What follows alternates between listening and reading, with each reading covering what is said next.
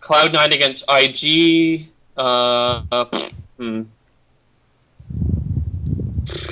It's probably IG, right? And No, then it can't be. It can't. Oh, IG versus Cloud9 in the loser IG bracket versus finals. Cloud in loser bracket final. Yeah. Yeah, you beat them there. And then it'd be Chinese. Yeah, and I think it's DK IG final. Yeah. As much as my heart says I don't want it to be that, especially in front of an American crowd, but my brain says, yeah, sure. I would love EG to just 2-0, 2-0 and go into the grand final, but realistically, If America wins on American soil, dude, that shit is gonna be nuts. Dude, that's the dream, man. That's the dream. Everything for Alliance winning last year was absolutely out of control. But if Evil Geniuses won in front of an American audience, or even Cloud9, which is sort of partially American, right? The final. Maybe that's what'll kickstart the revolution we were talking about, Cody. Maybe that's what'll get them to rise up with their guns and overthrow the MSA government. The finals last year. Spying on us, we're getting fucking shredded by these Chinese Dota teams, and they're probably their sole job while they're here is probably to spy on us. We can't fucking stand for this anymore. That's where we start. Can we get any better than last year's finals, though? I mean, Alliance versus Navi was magical. Absolutely, we can. Okay. Yeah, we could get an EG Navi, or we could get an EG Cloud9, or that's not even EG enough. IG. That's not even. I mean, hypothetically, I don't know. Going to Game 5, and that Game 5 was sick. I think that's magical. the best finals in the entirety of esports forever and ever and ever, dude. It was so nuts. I almost threw my, the fucking shitty Benaroya Hall little boost they gave you? I almost freaked out so much I fucking threw my chair off into the fucking crowd and killed a bunch of people, man. I was losing my gourd during that final. So, it would truly take something spectacular. Even a Navi versus EG finals, it would need to go to Game 5 with some fucking ridiculous. You need the stars to make just plays, you know what I mean, and big plays and yeah. So I'm hoping for it too. I'm hoping for more along the lines of Cody's picks there. It'd be great to see at least EG somehow in the finals, whether it's a difference between what you want and if I was actually putting bets on this, I would want all the foreigner teams to breeze their way through, but realistically, that's the odds are against that. So we'll see. I mean, I think as long as we don't have an all Chinese final, I think it'll be a super hyped up grand final. If it's IG DK, it'll still be pretty hyped up because both those teams are still relatively popular, and Chuan and Ice are both popular guys in the West. So. Yeah. I was gonna say, keep talking. I was gonna eventually transition over to some production talk, but is there any last comments about teams before we do that? I'm cheering for EG just because I know I know Universe extremely well, and then I know Fear very well, so I'm rooting for them. The crazy thing is that I actually don't know fucking the rest of the team. They're all new. But I'm rooting for them just through and through. I had one player on Cloud9 who was one of my former players, and he was okay enough. But I think I got to root for Navi just because they always tended to bring down the house in Seattle. And then with the Chinese teams, I just want to see good play. Newbie just killed it in that last phase, man. They were going fucking absolutely out of their minds. It was sick. So I'll post my bracket a little bit later. I try to be as fair as possible. I didn't for example, I said that EG was going to lose to Newbie in the second round and then go into the loser bracket. I think that's realistic. So I wasn't being too optimistic, but there's definitely a little bit of emotion in there. So how much potential is there for a team to really run hot when it's not best of one? Because we saw Newbie kind of run hot there at the end, but. Can we see a team that's been struggling to this point just start to run hot in the right moment? No one's struggled. The thing though is, I think EG is really going to channel that fucking vibe, man. They're going to be, I don't know. It's really difficult to quantify, but imagine 80% of a 10,000 person stadium just rooting for you. Oh yeah. How much that has to fucking hype you up. You know what I mean? And they're all like me and James talked about this at the beginning of the segment. Like every single person on their team is an all-star, and that's probably true for most teams here in the top 8. But like everyone can just fucking shine. I think Universe is a genius. I think RTZ, when he's given the space that he needs to play these big farm-heavy mids, is fantastic. I think Mason is great when he's not playing Sand King. You know, like you have no idea. You just have no idea. I know that I'm more hyped about this than any other esports event I've ever been to, though, for sure. Yeah, I'm really excited to see what they do with the arena itself. Mm-hmm. Because I mean, if you look at like Battle Royale Hall, just by the virtue of how it's constructed, doesn't lend to, you know, an LCS finals type of stage in production. But especially this year, I'm hoping that they go ham with it. And just from the few little pictures they put, just looking at some of the rigging that was being put down, it looks like it'll be, you know, pretty stellar. So is there going to be musical acts too? And I hope not, but you know, I'm never. Who knows? I want to ask you, Cody, if EG win the whole international, is like Alex Garfield and the EG management, are they like the greatest of all time? They're the luckiest of all time. I think they're probably pretty lucky. Yeah, I think they're probably pretty lucky. If you remember, I think I actually wrote the story last year, shortly after TI. I got that sick EG exclusive where they were like, we're building a team around Clinton, and it's like this team, and include like Fogged, and it was just fucking. It had a couple of great games, and then they just were fucking terrible, and they completely switched everything up. So, pretty lucky. Pretty lucky and fortunate. Right, yeah, great for the people who have equity and evil geniuses, though. Holy moly! Yeah. Why don't we talk a little bit about production? And we were just talking a little bit before you actually got on, James, how they had a bunch of streams, at least the first. I only watched the noob stream. That was the only thing I watched. I thought maybe that could be the thing that would get me into Dota, and it just didn't work. Okay, so let's talk about the noob stream. Yeah. It was the multicast stream, and then there was just more of the dedicated type stream. Sure. So let's talk about those three. Let's start off with the noob stream. What did you guys think of the noob stream? So I had a lot of coworkers at ESL who don't play Dota watching it, and most of them were had pretty positive feedback. A few people like Richard who were just not sold. They still didn't get it. But I mean, the thing I just can't stand to watch it. I don't know why that is. It's the only game that I'll really? Happily. Yeah, it's fucked up. I got no idea why it is. Dude, I can only think it's because I'm just inherently biased and an asshole. I think that's the only answer. But you can watch League, not Dota. Yeah, fuck yeah. I regularly watch that's League. I'll sit and watch a League show. I'll even watch StarCraft on occasion. Even though I really don't understand the fucking meta because I played through the single player campaign, played a few online games, lost every game in less than 5 minutes, and was like, "Fuck this shit. This isn't my cup of tea. This isn't like the old days of RTS." But Dota I play, and I had a beta key. I played it. I actually find Dota and this is going to sound insane. I find playing Dota a much more relaxing and pleasant playing experience than League of Legends. A lot of people say, it's full of retards. If you're in Europe, everyone rages about Russians. If you're in one of the Americas, everyone rages about Peruvians. Apparently, I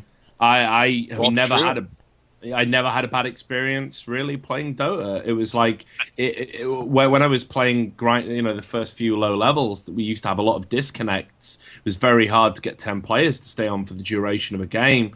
Once more and more people started playing it, that went away, and I've never had any mic spammers. People seem pretty helpful, pretty nice. I'm shit. I don't know what I'm doing. And I think that's part of it. Why can't you watch it then? I know. I don't know. I've never had a negative playing experience on Dota. Is basically what I'm trying to say. I know that's not the norm. I talk to I can't remember who it was. It was at DreamHack. I was talking to some of EG's Dota squad, actually, I think. And I happened to mention, and they thought it was amazing that I'd never had a negative Dota experience. But I found it pleasant to play. I know kind of the heroes. I used to play Dota 1. Used to play it every day with my Malaysian buddies in the LAN center I used to run. Can't watch Dota 2. Just cannot watch it. I do not know why. I try every international I try, and I just can't. Wow. And I feel bad that I can't in a way. Oh well, I mean, I don't know. That's interesting. EG picked up a Dota team before we picked up a League of Legends team. We actually picked up our Dota team about the same time I became manager of everything else, so that really helped. Just because we were sort of the new kids on the block. I have no idea why your preferences are what they are. Yeah, especially I don't played it. Because I acknowledge so all the ways that League is shit. You know, I fucking honest, the game will make your fucking blood boil. Like, it shaved years off my life playing that game, and it's just an awful experience. Yeah. Solo queue is just awful. I don't think anyone enjoys solo queue. You maybe get like one game in 20 that's like vaguely enjoyable and tolerable. Dota, I go on Dota when I want to relax and just chill out. If I've got some spare time and I'm not writing, and you know, I will not rage when I play that game. I think it's a cool game. I like it, but to watch it, I don't know what's fucking going on. The mechanics are well. Here's the thing. So like, if I think mechanically it's not even necessarily that complex. Well, here I think it is. Dota? I think it is in weird ways that you don't understand. The last hitting is like probably the harder aspect of it, I think, if you're a new player. But for someone who played Dota 1, I'm kind of all right with it. You know, it's like, it doesn't strike me as being a ridiculously mechanically complex game. But like, once you start having to learn like builds, remembering build orders in Dota is like a head fuck for me. Like, maybe. I gotta remember all these items. Like, there's so many. In League, if you play top lane, you build certain items. And if it goes bad, you build another prescribed set of items. It's so easy. You don't need to be thinking about how to itemize this and itemize that. And then like, you get all these trends like in pub, in Dota. Certainly it was like this in Dota 1. I from what I noticed in Dota 2, it seems to be the same. You just get weird trends that sort of arise. Like, everyone starts building a certain hero a certain way. And if you're used to doing it another way and you don't really understand why people are building it that way and you're getting pressure to build it that way, it just feels weird. Like, so I don't know. It seems like there's way more that, like, there's no doubt in the game is deeper. It's way deeper. But that's the thing. So top lane and bottom lane in Dota are fundamentally different. There's a safe lane and there's an off lane, and there's weird mechanics that just like absolutely make no sense. Like, you can pull a creep camp at like 53 seconds on any minute to stack the creep camp. That's like very weird and bizarre. How does that even make any sense? In Dota right now, like the creeps speed up at I think around 8 minutes. Like, they just get faster. It's so the mechanics are just bizarre, weird Dota mechanics that you need to learn. The way you build items often depends on the heroes that you're playing, and I think to some extent that's kind of similar in League of Legends too. But yeah, it's just like there's a ton of weird couriers. There's a lot of little tiny there's weird stuff you just have to learn in Dota that just like sort of makes sense the more you play it. Like top lane versus, it's never top lane versus top lane. Like, if I'm playing Radiant, like my top lane is an off lane, so I need like an off lane hero unless I'm doing an aggressive tri lane, which I don't even know fucking that even makes any sense to League of Legends players. The idea that like you can switch your lanes up just to like lane better against certain compositions, like, it's very bizarre. You know, top lane could be 3v3, top lane could be 3v1, top lane could be 1v3. Occasionally you have dual mid. Like, there's weird stuff like this that just I feel like everything is a little more fluid in Dota. I like Dota because it's more similar to StarCraft. StarCraft was like, as an adult, the first esports game that I got very good at, and the mechanics seem more akin to StarCraft because they were based off Warcraft 3. So I don't know. It's who knows. Well, I mean, getting back to the noob stream is kind of how we kind of started off with this. So I thought it was going to hook me in, but even on the noob stream, it was like, I don't know what it was. I don't know if it was the casters maybe, but like I kind of felt like I can't really engage with this. It was almost as if it wasn't really a noob stream. Yeah, it wasn't the first day, like Cody was saying. The first day or two, it wasn't really a noob stream. It was just lesser known casters casting the games in a way. Yeah, I was listening to it thinking I should probably understand this. If I'm a noob, these are casting at noobs, but I didn't really get what they were saying. I was like, this is really going over my head, which is almost embarrassing to admit. I imagine I watched a noob stream and still didn't really get what they were talking about.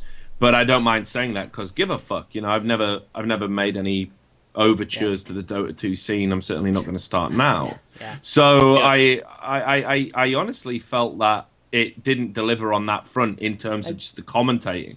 I think it got better. It got better as the weekend went on. So one of the core issues with that stream, and the feedback on it, I kind of just had to wipe away because what I found just on Twitter and Reddit was that most of the people with ultra positive feedback were like hardcore Dota people. Yeah, exactly. Like, if I listen to that, I'm like, wow, this is such a stupid level of talking about Dota. You guys are great.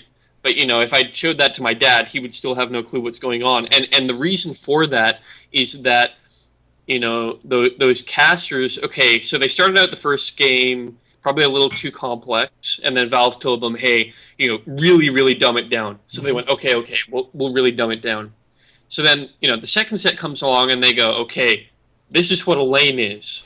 This is what creeps do, right? And that's cool, but then game 3 comes, well, we already explained what lanes are and what creeps do. Right. So now we're going to, go a little deeper. And so, Richard comes into the game, or comes onto the stream 5 or 6 games in, and they're going, so this is what a Radiance does. And you're like, well, what about the stupid creeps that are hitting each other, right? I mean, fortunately, I'm not quite that basic. Like, I understand about but no, I get what you're saying. If somebody else, the noob stream is set up for people who are just going to jump in, right? So if I jump in, think of how many people are going to watch that grand final, right, that haven't watched any of the other stuff. They really have to figure out, how do you reintroduce this game from the very basics to, all these game bloggers and stuff that don't really give a shit about Dota and don't care about esports, but are going to check this out. Oh, and there's a stream here for noobs. They basically have to start from square one. Well, I think the point of the noob stream, I think, is so until League of Legends do whatever League of Legends does this fall. The point of the noob stream is exactly that. They're the biggest esports tournament of all time. The point of the noob stream isn't actually getting League of Legends fans to sort of understand Dota is a very tertiary goal. The goal is to get all the fucking reporters trying to figure out why the fuck people are playing video games for $10 million to get it on like a superficial level so they can report on it accurately. That's the goal.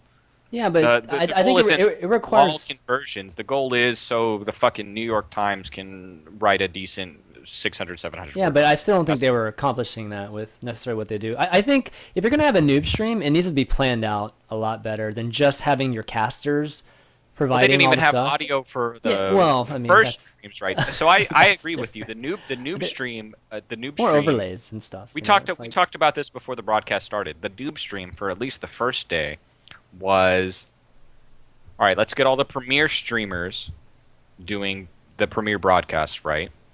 And then we'll get folks like Purge and Pyrian who have like bigger YouTube followings but aren't necessarily like, the most well-respected streamers on the block just to cast the noob streams. And they would just cast it like they would, you know what I mean, with a ton of Dota experience. It was just that they aren't sort of like, the creme de la creme casters. And I think it got better as time went on, but like at least initially, there was no difference between the big streams and noob streams. It was just like, well, these are the casters who, I didn't know it was more casual. I didn't know it was Pyrian Flax that was doing it. I don't know what to make of that guy because I feel like we should maybe get along because we're just old British dudes that have that have just failed at life and ended up in esports, right? Like, he's one of the maybe a dozen people I've got blocked on Twitter. He went mental after I wrote something, and just started like hurling abuse at me on Twitter, saying I didn't know what the fuck I was talking about. But it was about something. I think you guys would get along. Yeah, I think that as well. I didn't know it was him. I should have picked up on that probably. Like he then apparently, like I noticed through, even though he's blocked, he sent it through like another person. He said, "Oh, that was like a really good article." It just seems like super weird. Like I generally I find it very odd when people are that like openly hostile about like one thing and they go and they try and denigrate your whole career. Especially a guy who it's like, dude, you've got your own shit going on. Like our paths are.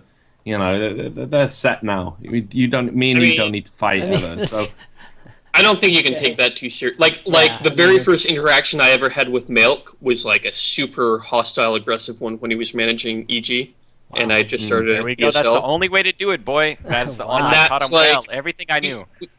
We fucking went off at each other, and 3 months ago, the guy slept on my couch when he came to Cologne, and we're pretty close now. I mean, it's ego and boys and So basically, if all it takes is for me to reach out to all the people that criticize me and offer them a place to live. Not at all. But I'm sure if I could just do that. I mean, I don't think you should make any effort, but I think if you were sitting at an after party and you both had a pint, you would very quickly realize that you actually don't mind each other at all. So. Yeah, no, I reckon that's probably what would happen. I'm half tempted to unblock him. I didn't realize he was doing the noob stream. Because certainly they sounded pretty good. I just didn't understand what the fuck they were talking about. He's actually not that bad. Noob is relative for him too. He tends to know what he's talking about, but he is definitely more accessible. And they got better as they got better. It definitely got better the last couple days. The first day was absolutely. They were like, okay. It was almost like they divvied people up by MMR. They were like, okay, like you people are above a certain threshold. You're going to cast the main, And it was a lot of popularity too. Even though Pyrion is extremely popular, and they were like, okay, well, like, you don't know a ton about Dota. So the first couple of days, the noob stream was, like, not necessarily, let's make this palatable for people who have absolutely no idea what there is about Dota. It was just like, you guys are sort of not part of the A team we'd figured out. But by the end, it was fantastic. It was, like, very good. They were explaining things like how the lanes worked, like where... creepy equilibrium, stuff like that. It was really good. I just think it was just, again, preparation. After two days, then they kind of started figuring out. It would actually have been nice to see some pop-ups too, I think, on like a noob stream. So that's the other thing, right? It's that stream as a noob stream needs like way more production than any other stream there, because you need you need graphics and you need between breaks for them to actually physically show how stuff works. This really felt like, what most Valve ideas are, which is they start out with an experiment and they see how well it works and then they iterate on it, right? And I'd be really surprised if next year's noob stream wasn't, really good, fully produced and, blah, blah, blah. And those guys come in a week early and do extra prep and all this shit. But it's, and you can see that the jump from last year's qualifiers to this year, that multi-stream was, I mean, just knowing how production works, it's a fucking big undertaking to do that.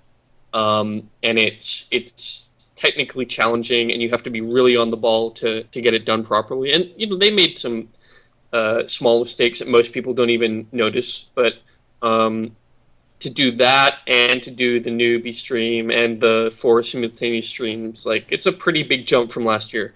The only thing I wish they had done, and I think it's still missing from that whole group stages, 8 of those teams, other than the interviews that Hotbit does and Join Dota does, if they're caught, it's just you don't see those guys. Yeah. You see the games, but they just don't get the exposure that they, probably should have. And even a webcam, even a couple cameras, and given the scale of the production, it's not just a camera. It's actually, a fair bit of extra work to do that, because now you're setting up a whole other production rig. What it is right now is they just have the 5 PCs and probably like a ref PC, and then they cast it from somewhere else. But they should have at least some GoPros or something, or a camera in there to get live reaction from those guys.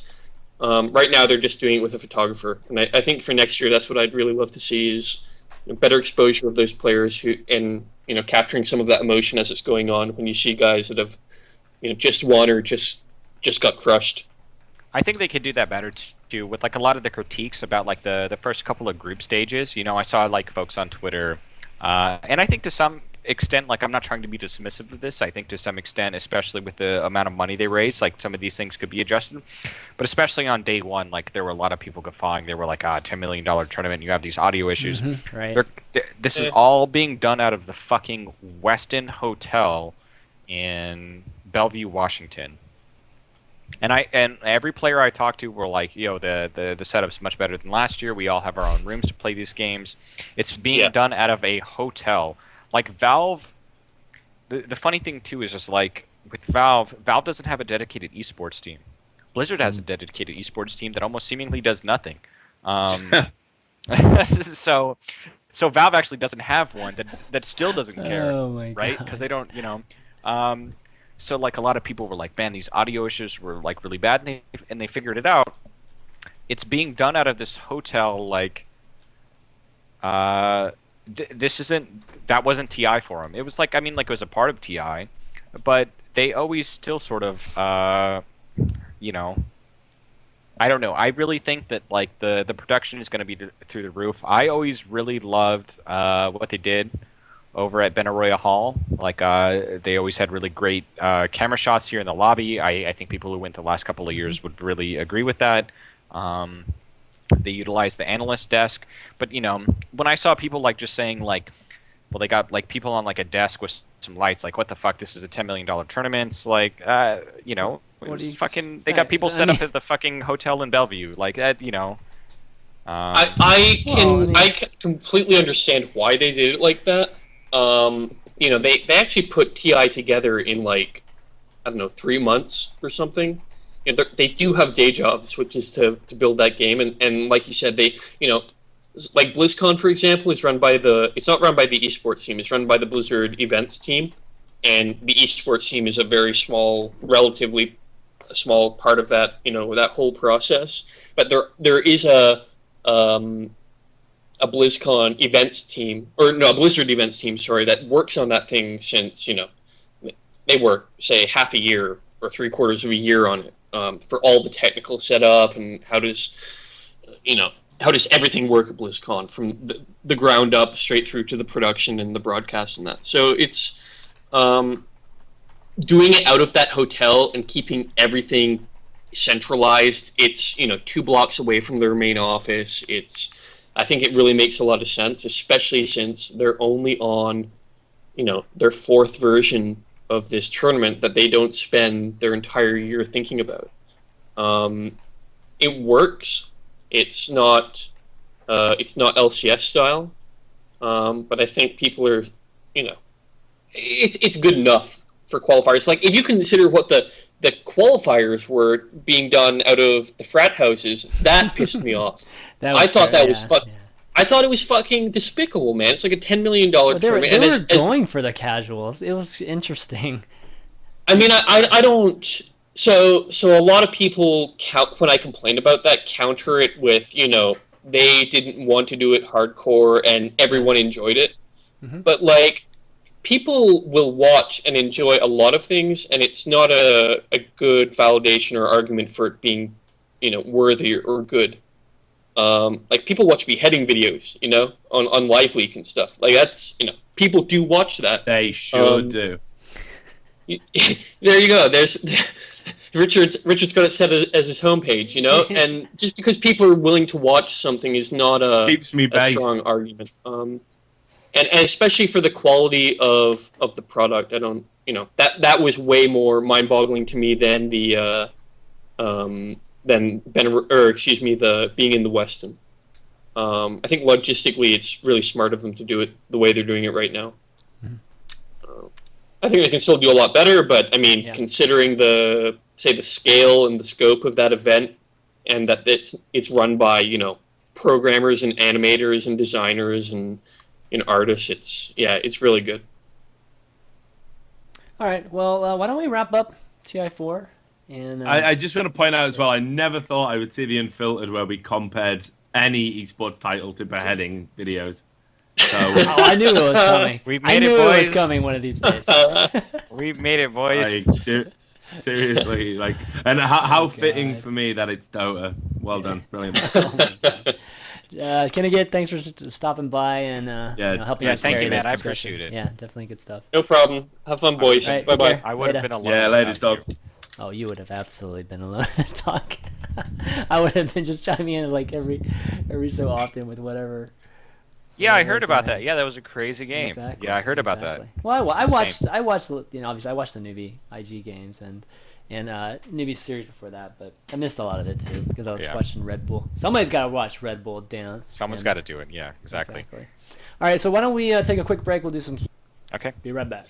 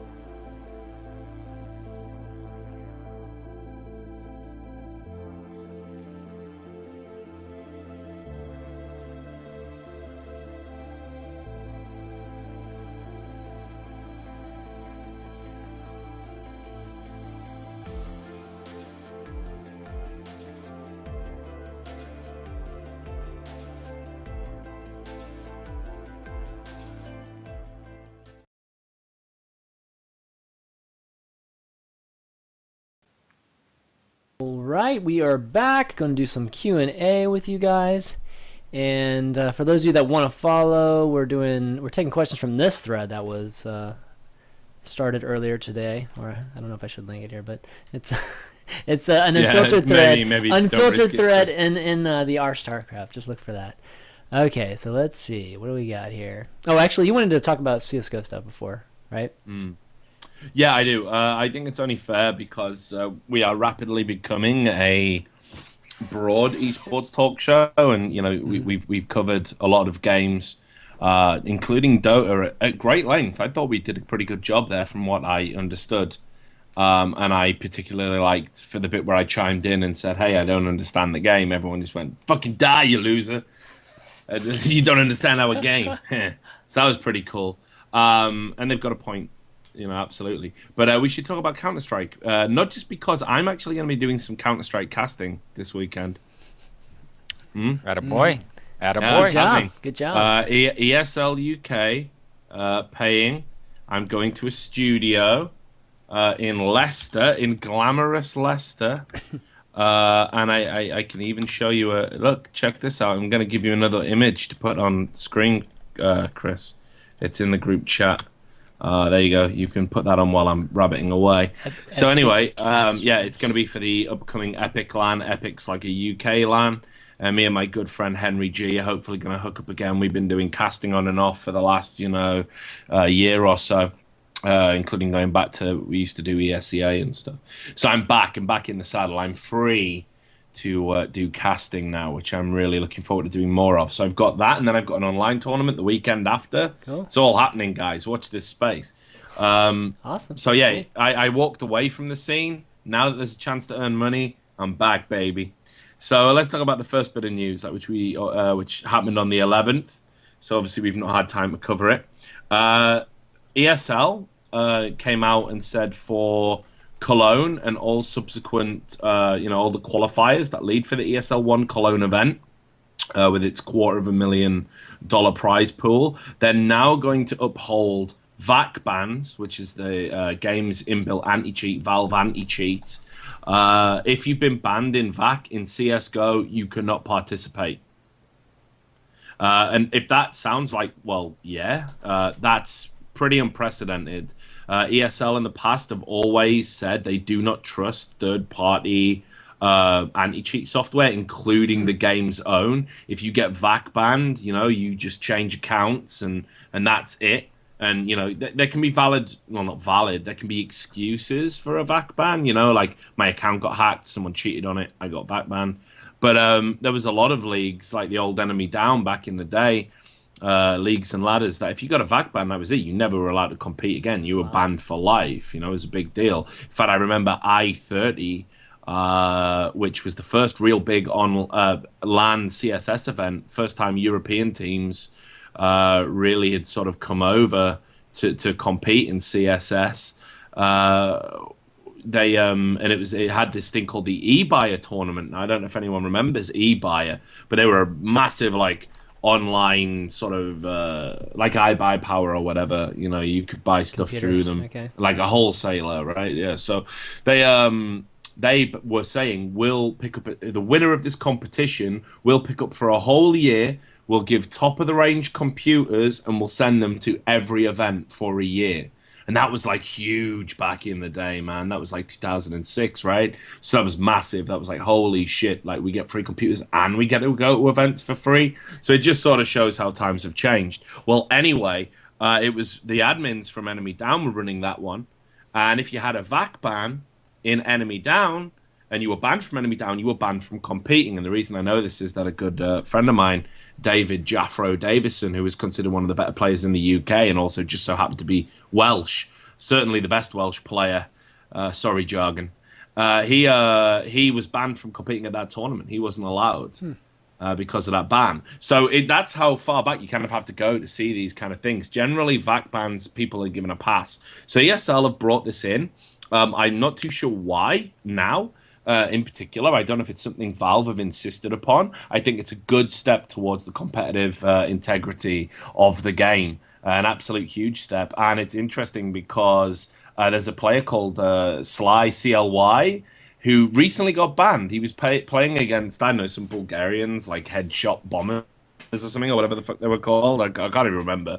But anyway, and everyone, he's like, you know, a super. He's considered a super talent, ridiculously good player, and he got he got accused of cheating in that, and he got dismissed from that tournament, that online tournament, and everyone laughed, saying, "There's no way this guy's cheating."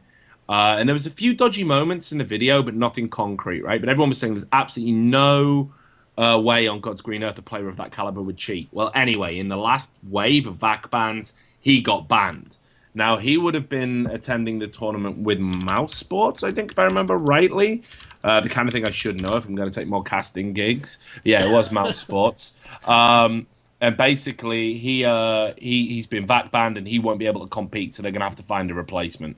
And he's trying to make out, oh, you know, it's a false positive or whatever.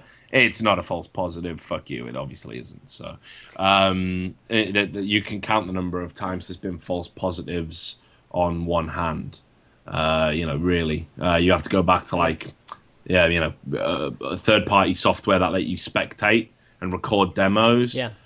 You know, using them sometimes trigger a false positive. So I think it's really good. I think ESL won. It's a bold move. It's against what ESL have traditionally done. And again, I think it's got huge ramifications for professionalizing the CSGO scene. I don't know how the community are receiving it, though. Well, that's good. I think it's sorry, it was Planet Key Dynamics. My bad. Sorry, Planet Key Dynamics. My bad. He was at Planet Key Dynamics, not Mouse Sports. So before anyone corrects me, sorry, okay. I got it wrong. He was at Mouse Sports prior to that. That's my bad. I'm anchored in the past. So there's that. Anyway, the big talking point isn't even necessarily that. ESL One Cologne revealed their map pool, and what they've done is yeah, right. So they removed DE Train. Which is again an old school map, goes back to the original CS, and I think most competitors welcomed it. I think it's considered in CS:GO one of the most inherently sort of biased maps, one of the hardest ones to overthrow the sort of inherent side bias, and I think most competitors were kind of happy to see it go. What people weren't so happy about was they're bringing in some of these newer maps or redux versions of old maps, which includes Cobblestone, Overpass, and people are just like, what the fuck are you doing? We don't want new maps at this tournament. They'll either get vetoed or people will play on them and it'll be random. No one will have strats for it. So a lot of the community have said this is shit. It diminishes the tournament. And I don't know. I mean, I think Red Eye, he made a very good tweet about it, where he said, you've got a choice. You can have us playing on the old traditional maps in $10,000 tournaments, or you can have us using these new maps for $250,000. It's your pick. And of course, the typical Counter-Strike community were like, well, we want 10,000 because we want to see the highest level of play. We don't care about money in our game, and we never will. We just hate change because that's what you're dealing with. But I'm absolutely sympathetic. I think ESL are doing the right thing. I wish more tournament organizers had brought in more new maps a hell of a lot sooner. And the reason for that is, like, the game has been fucking stagnating, like, for a long, long time. And it's just, people need to get on board with a bit of change now and then. Like, esports titles don't have longevity as it stands. In a game where you're playing maybe 3 or 4 maps and it's the same teams going to these big invite tournaments, we need some fucking variety. We need something to change. And I think the choice of Cobblestone, I'm not a fan of Overpass, I'll be honest. But Cobblestone is just a reinterpretation, a redux version of the old classic map Cobble, which I had a lot of love for when I used to play. I liked Cobble too when I played 1.6. Right, it was one of my favorite fucking maps, and there was some big, 1.6 memories occurred on that map, including Spawn's famous almost defuse. It's got its place in Counter-Strike history. So there's the idea that it should be openly rejected is ridiculous. But what I find interesting is I've got a lot of Counter-Strike friends, and they're in this Facebook group where it's like all the top teams go and like organize their practices. Okay, now no one's been looking for cobblestone or overpass PCWs. Yeah, no one's looking for practice games. The whole tournament, or what? What happened? Well, I don't know. I don't know what their fucking plans are, because you're not going to get away. At some point, you're going to play the map, and it's probably better to be at least vaguely practiced on it. Like, if you've got your tactics down for the other maps, like, for example, Dust 2. What are you going to do on Dust 2 that hasn't been done a billion times before? No one's going to reinvent the wheel. Hit your shots, do your rotations proper, time things right. That's Dust 2. It gets a bit more complex on other maps, but, everyone's got set strategies for a lot of the maps. I don't think you need to reinvent the wheel, but like, you may as well spend the time before that tournament practicing these maps, because the last thing you want to do is fuck up a veto because one team's particularly good on one map, like Nuke, and you don't want to play them on it, and then you're stuck having to play Overpass, which you haven't practiced at all. And I think this is a little bit of denial from the top teams. Could you chime in on this? One of the things that I heard from like I played Counter-Strike a little bit when I was a kid. Like, we're talking like 16 and younger, which would have been fucking 9 years ago now. I heard that there might be like some sleeper teams specifically just like, if these are the rules of the road, we practice this as relatively discreet as possible. Yeah. And then, is that a realistic thing? Look, there is a lot of that goes on in the Counter-Strike scene, probably as much as any other scene. And teams that refuse to play other teams. There's a lot of that going on. Teams that secretly practice maps. You've got players that all have like alt accounts, like dummy Steam accounts, and they come together for practice so people can't see on their Steam friends what they're doing and things like that. There is an element of secrecy. So there is a potential there that there's some top teams out there that are secretly practicing these maps. But I will tell you this, if my fucking, 8 years in Counter-Strike has taught me anything, top teams are lazy as fuck, dude. Like, straight up. They don't want to learn. Like, why learn tactics for 7 maps when you can learn tactics for 5 and just veto the other 2, or bitch and whine about how they're imbalanced or they're shit and hope that no tournament. Yeah, but this is completely true. I mean, like, every time a new tournament, this is one of the reasons why it's so important that ESL stick to their guns here, and I know they will, because this is a major tournament we're talking about. But so in the past, whenever other tournament organizers like ESEA, who had a very strict map rotation, when they tried to branch out to Europe and they wanted to bring some of the other what we considered Americanized maps, like Season or I can't remember the other one, Ruska. They wanted to bring that to the table. The Europeans with top teams were just like, fuck that, we ain't playing your shit maps. Get fucked. Fuck it, we won't even sign up for your tournament. Seriously, fuck your joke tournament. We don't even want your money. Bullshit. Right? And they were just like, we're not going to play if you have these maps. Right?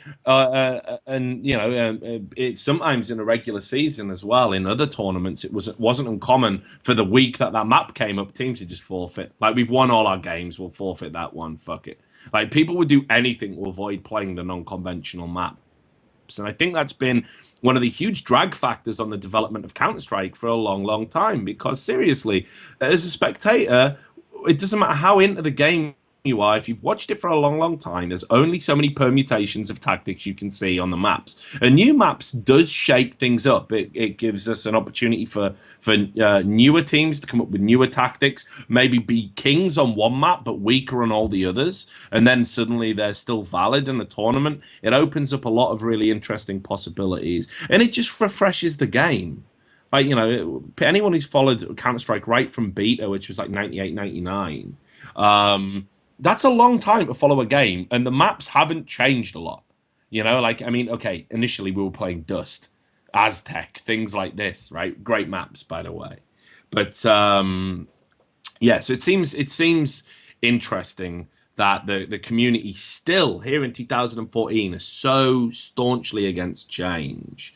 I'm told as well by some sources this wasn't ESL's decision. ESL wanted to side with the community and not have the maps. But this is where Valve have said, we're giving you the prize money from the revenue that we're generating by selling our boxes, our drops. So we're going to say we want you to push these 2 maps in our tournament.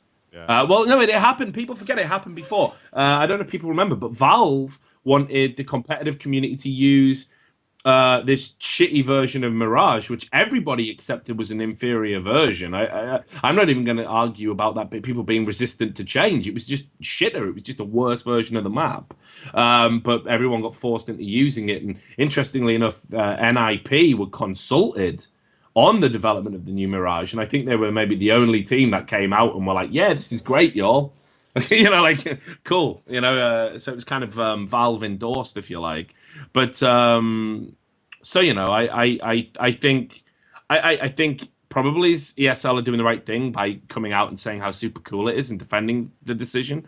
If what people are telling me is true, it kind of wasn't theirs to make. But fuck it, I think this is good for the community, and I think everyone should get behind it. That's what I say. So okay, next bit of news story. So there's that one down. Right, so let's do this one because this isn't kind of that big, but we should give a shout out. So Anders and Semler have rebranded. Yeah, they've rebranded. They were Nip TV, I think, and they've rebranded, and they're now called Room on Fire, which no idea where they've pulled that from. I don't know what the fuck it means or why they're on fire. We should talk to the guys about it, probably. That's the kind of thing that like they decided over a few drinks. Like, you know what yeah, I mean? more than like, a few. Yeah, this is a fucking great idea, man. I love this name. Yeah, no, so it sounds like a Netflix exclusive TV show. Is like what it sounds like, like it's like a fucking straight to Netflix television show. It does. You're right. Yeah. It sounds like a Denzel Washington movie or something, doesn't it? So, it does. Right. But anyway, so Room on Fire. I just wanted to obviously mention this because I think it's a big deal. They've done like a lot of fucking. Oh, there you go. Apparently, it's off the Strokes, which it's a reference to the Strokes, and Anders is a Strokes fan. So there you go. So maybe the Strokes will sue them and they'll get shut down if Ninjas in Pajamas don't get to them first.